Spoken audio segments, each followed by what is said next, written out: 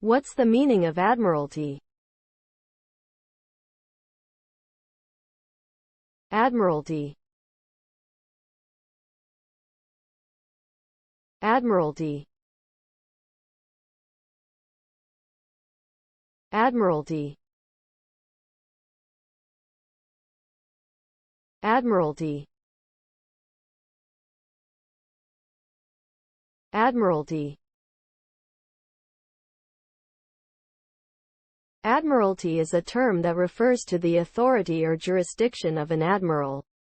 It can also refer to the naval headquarters or base of operations for a country's navy, or the area of sea that falls under the jurisdiction of a particular navy. The term originates from the Latin admiralis, meaning admiral, and has been used in various contexts throughout history. Today, admiralty is most commonly associated with naval law and the administration of maritime affairs.